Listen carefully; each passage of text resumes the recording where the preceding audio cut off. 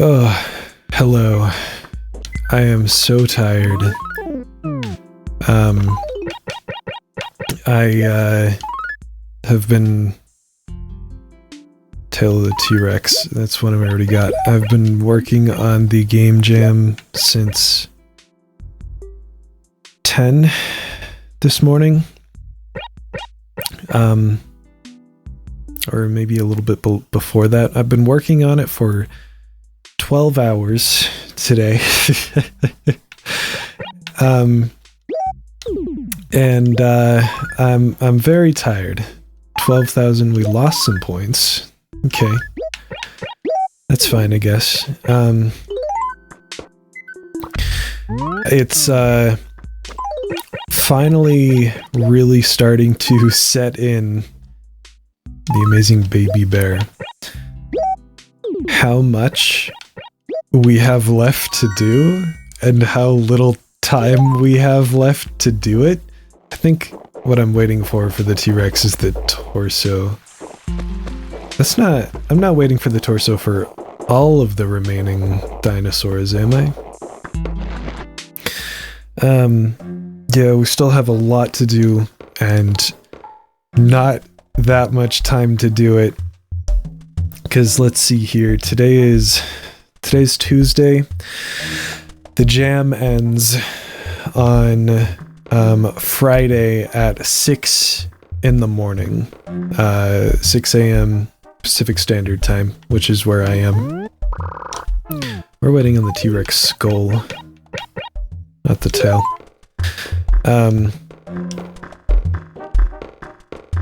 Wow, we actually only have 3 fossils left to get. That's kind of crazy.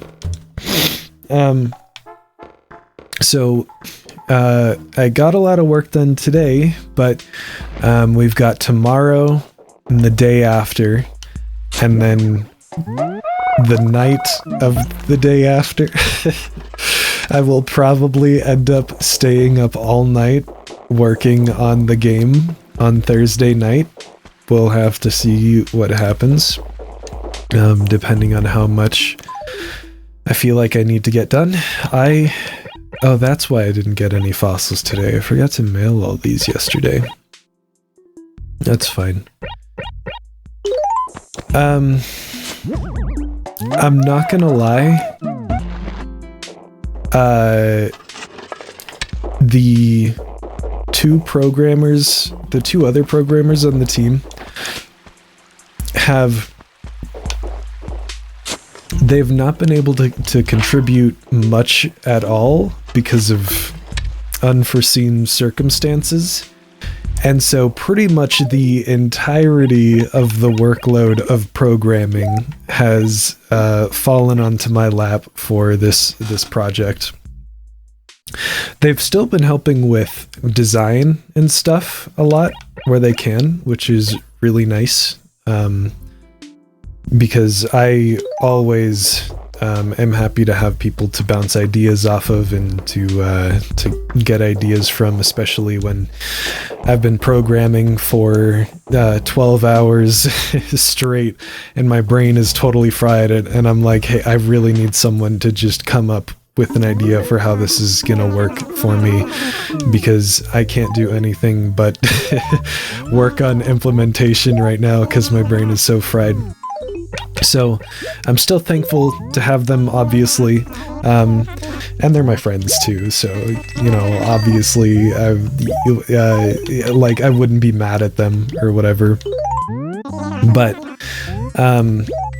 it's been a lot needing to do all of the programming, all of the sound design. I haven't even had a chance to start on the music yet, so we'll see what happens with that. But today, all this is kind of gross, I'm not gonna lie. This is one of the Regal items. That's such a gross sofa. I'm not gonna get that.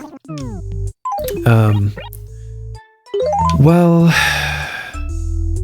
you know what, I'll just pick it up just to have another Regal item in my catalog and then sell it again.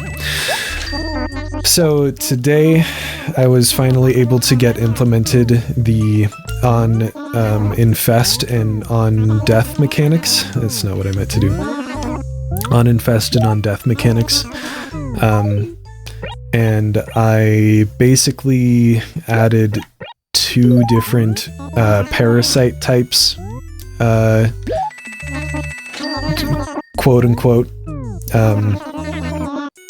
And those are probably going to be the only 2 that I'm going to add, just because, I mean, it doesn't take a super long time to implement the unique effects depending on the complexity, of course, but the problem is once I've got it implemented, I have to spend a lot of time tweaking it, and making sure everything feels good and is balanced pretty decently, and like it's not like really overpowered to the point where people won't want to use anything else, but not so underpowered that there's like no point in using it, which is a hard line to walk along, especially when you're trying to accomplish things so quickly. Hey Pippi, what's up?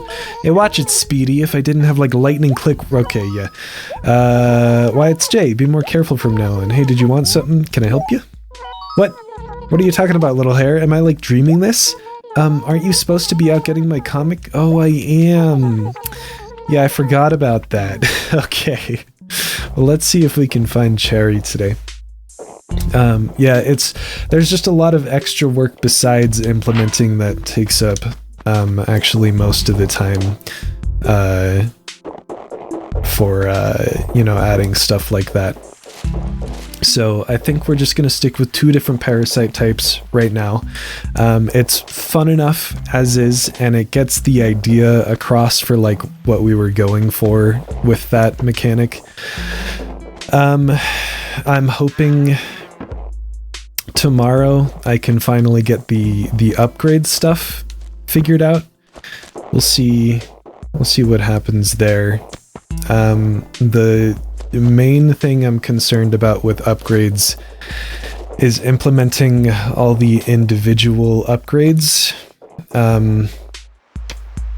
because it's a similar thing with like implementing the on infest and on death mechanics, where the initial implementation might not take a long time, but making sure it's all like working well and balanced and stuff might take a little while, though the upgrades we have planned are not super complicated, so maybe that won't be as much of a problem as I'm thinking it will be.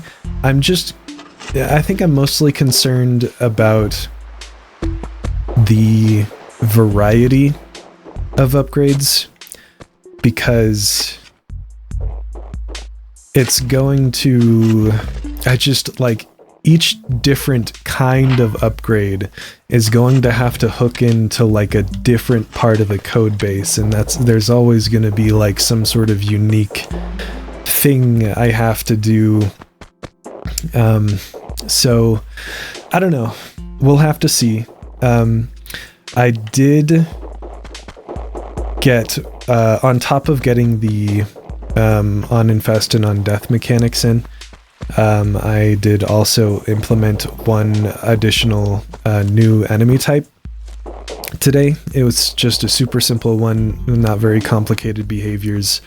It's like a little crab thing. I don't know why we initially... No, I do know why we decided for it to be a crab initially. Oh, I've almost forgot. Katrina could... something, whatever her name is here. Also, oh, okay, here's the money rock. Also, before I forget, I should check the turnip prices today as well. Why don't I do that real quick, because I have a feeling I'll forget if I see the cat and fortune teller lady first. So I'm gonna go stop by Nooks and check on that first. Yeah, so it's a crab. The reason we initially decided it would be a crab was because we wanted to have the final boss of the game jam be a giant steampunk crab. At this point, we're not doing the final boss because I don't have time. I did cut scope quite significantly once, like when I finally realized, hey, it's just me working on this project, pretty much. Well, programming, not working on it, but programming the project. I immediately just like, all right, I'm going to cut down on the total amount of enemies we want to cut down on the total amount of levels we want to have. And of the remaining enemies, I want to simplify them down so that they're easier to implement. And so... yeah, so we're not doing the boss. I don't think we're doing a mini boss either. That's something we were also planning on. Luckily, we already had... What am I doing? No, I wanted to check turnip prices. We already had 2 enemies implemented by the time I decided to make that decision. And so we do have 2 relatively complex enemies already. And then the crab was a pretty simple enemy from the outset already. So 114. Not gonna sell him at that. Did I forget to check turnip prices yesterday? I totally did. Yeah, I definitely did. The crab was something we didn't have to change much. It was already a fairly simple enemy type, except for the fact that we wanted them to kind of gather up around each other and create sort of a swarm of crabs. And I was like, no, I'm not doing that. I'm not trying to figure out a way to get these crabs to communicate with each other and gather up in one place. So I basically just made them a very fast enemy that runs towards the player or just kind of sporadically and deals contact damage. And that's all it does. And then the player attack for the crab is also just contact damage. Hello. Katrina. Okay, it is Katrina. That's what I said, right? I think that's what I said. Yet, he, ha, ta, ta, ta. Do you wish me to give you a reading for the meager price of 50 bells? Read my fortune. Then let us begin. Kiha moata, kiha moatata, luta matata. Yee. I am through. From beyond, a shriveled up bowl of soup will be eating butter. That's what I see. It means some good things may happen, and some bad things may happen. But don't let small things bother you, and always do what you believe is best. That's what it means, and that's all it means. That is all. I will now take your 50 bells. Okay, well... Sounds good, lady. Some good things will happen, and some bad things will happen. That's just wonderful. I'm so glad that some good things will happen and some bad things will happen. Yeah, the player attack as the crab is just also contact damage. Nothing really special, because I thought it would be interesting if the crab was just kind of an enemy that sort of gets in the way. I don't want... well, I mean, like, I don't think there's any problem with having every enemy have, like, a good player attack, so to speak. But I think it's interesting to have an enemy that doesn't really have a very effective player attack, you know? And so that's kind of what I'm playing around with that. I don't want to sell anything. I want to buy stationery, pedal paper. Yes, I will take it. But we've got 2 more enemies that we're planning on implementing. One of the programmers was able to kind of start some basic work on earlier last week, but I don't know how far he got with it. I don't think he got very far. So I'm going to be finishing that up, and then hopefully I can get that finished up tomorrow. And it's like a sniper enemy. It just tries to walk a certain distance away from the player, and then once it is that distance away from the player, it shoots like a highly telegraphed high damage like sniper round at the player. And then it'll probably like wander around a little bit, and then if it's still, you know, a certain distance away from the player, it'll try to shoot again. If it's too close, then it'll go away from the player again, and then once it's far away again, it'll shoot again. I don't think that'll be too much of a problem. The most complicated thing will just be setting up the navigation to navigate to a random position a certain distance from the player. It's easy enough when you want something to navigate towards the player, because I know for a fact that the player is always in a position that an enemy can get to in this game. You know what I mean?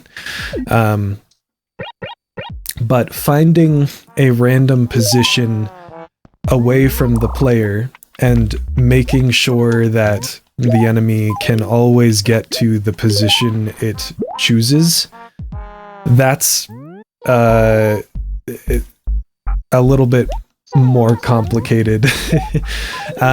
Like, the way I have enemies wandering, it's not that bad, because I just have them choose a random location.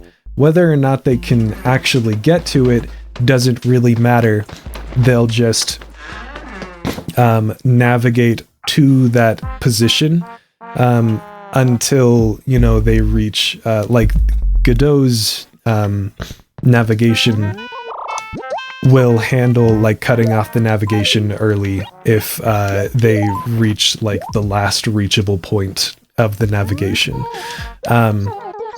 But with the sniper, I have to make sure that if it chooses a point that's inside a wall or something, and if its navigation were to end in that specific case before it's outside of, you know, that specific range from the player, then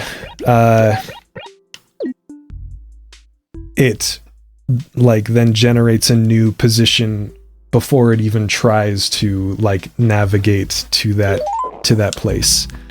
And I think that should be fairly easy. With Godot's navigation, I know there's a function called like is target reachable or something. And so whenever I generate a new position, I can just check whether it's reachable, and whether that position is... Well, I was going to say, and whether that position is a certain distance from the player. But I could probably just get the player's position and generate the next position to navigate to based on the player's position, instead of just having the sniper like do something completely random over and over.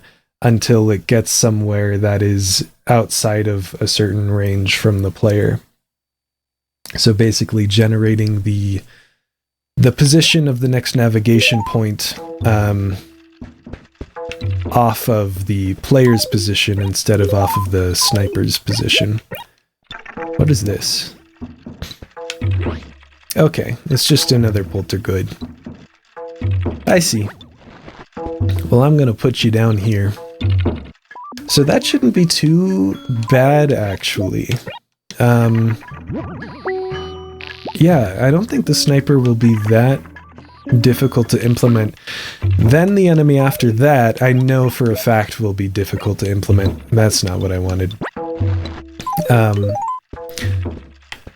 Because it's like, even with cutting scope, I still wanted an enemy that was a little bit more complicated than the two enemies we had implemented at first. Something that's like intended to be very difficult, like alone by itself. And so we came up with the idea of an elite enemy that doesn't allow you to infest it until its health is low enough. And basically it has a grenade launcher attack where it'll shoot out a grenade, and then shortly after that it'll shoot like a shotgun blast of very slow moving projectiles, so that you have to navigate around these projectiles that it shoots at you, while also being careful of when this grenade that it shot is going to go off, and, you know, not being too close to it. So that one might be a little bit more complicated.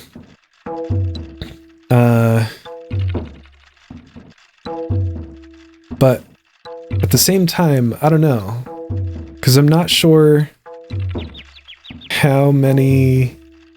I don't think there are any like weird edge cases I have to account for with that one. I think because it's almost structured more like a boss fight in a way, even though it isn't like a boss fight. Just the way we've designed the enemy is to be sort of like a boss, or like behave like a boss, I guess. Then it can just kind of, like, if it's aggroed onto the player, maybe it'll make sure it's within a certain range of the player, but other than that, it'll just kind of go through the motions of like what we want it to do, which is shoot a grenade and then shoot a shotgun blast and then maybe reposition. So that might not be too bad either. I think the most complicated thing about these two enemies is just going to be the asset creation necessary for them. The artist has already finished the like base just character designs and animations themselves, so that's not a problem. But creating unique sounds for them and creating like the grenade object for the elite, making sure the sniper has a very clear visual and audio telegraph for its shot. Stuff like that is probably going to take the most amount of time between those two. Either way, I'm really hoping I can get the sniper finished up tomorrow, and then get started on the upgrade system, and maybe if I'm feeling confident, if I have like a good amount of time, get the elite put together as well. We'll have to see what happens, but that would put me in a really good position on Thursday for just focusing on music and stuff. That would be really, really great. We'll have to see though, because that could end up being a huge amount of work for tomorrow. But we'll see what happens. I mean, now that I think about it, I do feel like I could probably finish up the sniper and the elite tomorrow, and then the day after I could probably start the day by just writing some music. I think a short like main menu theme, and then just one song for when you're in the levels would be more than enough. And I don't think that would be that hard to put together. It probably wouldn't be my best work, but I could still do it. And usually video game loops don't have to be that long because you're focusing on the gameplay and not just focusing on the music. So as long as the music is like longer than a minute and a half, the loop, then it's not so repetitive that it gets really annoying because you're not paying like super close attention to it. And throwing together a minute and a half of exciting music, it can be easy. Like I said, it's not gonna be my best work, but it can definitely be done. And then I'll have like that whole night to work on the upgrade system.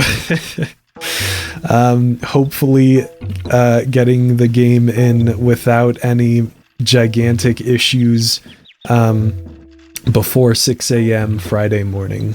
So I guess that's the plan for right now. If no video goes up tomorrow, you know why. If no video goes up the day after, you know why. So I think that's it for today. I've mailed all my fossils, found the money rock and stuff. I didn't find Cherry, but I'm not worried about it. I want to go to bed, so I will maybe talk to you tomorrow. So see ya.